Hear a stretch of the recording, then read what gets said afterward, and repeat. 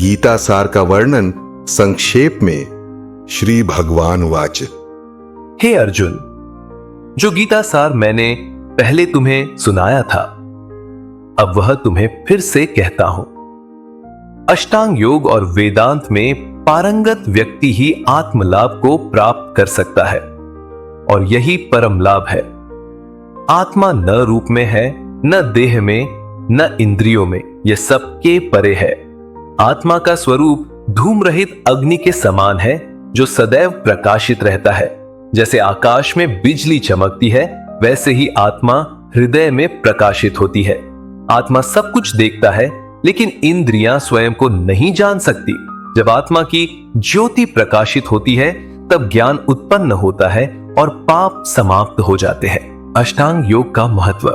योग के 8 अंग यम, नियम, आसन, प्राणायाम, प्रत्याहार, ध्यान, धारणा और समाधि मुक्ति के साधन है। इनमें अहिंसा, सत्य, अस्तेय, ब्रह्मचर्य और अपरिग्रह मुख्य धर्म माने गए हैं।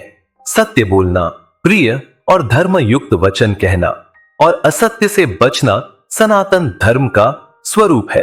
मन और आत्मा का ध्यान। मन इंद्रियों और अहंकार को क्रमशः बुद्धि, प्रकृति और पुरुष में लीन करते हुए अंततः परब्रह्म में स्थित किया जाता है। यह ध्यान की उच्च अवस्था है, जहां आत्मा की अनुभूति अहम ब्रह्मास्मि के रूप में होती है। यही ज्ञान मोक्ष का कारण बनता है। स्वाध्याय और तप। वेदांत, ओंकार और जप करना सत्व शुद्धि का साधन है। मन और इंद्रियों की एकाग्रता तप कहलाती है। बाह्य और आंतरिक शुद्धि के द्वारा आत्मा का साक्षात्कार संभव होता है। भक्ति और धारणा।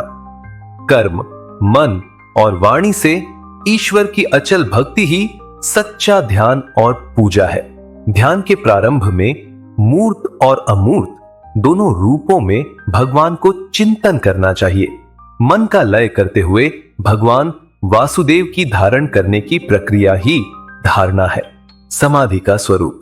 अहम ब्रह्म, इस अनुभूति से ब्रह्म का साक्षात्कार होता है। यह स्थिति ही समाधि कहलाती है, जिससे मनुष्य को मोक्ष प्राप्त होता है। इस प्रकार गीता सार में आत्मा, योग और भक्ति का गहन ज्ञान समाहित है, जो मनुष्य को परम ज्ञान और मोक्ष की ओर ले जाता है।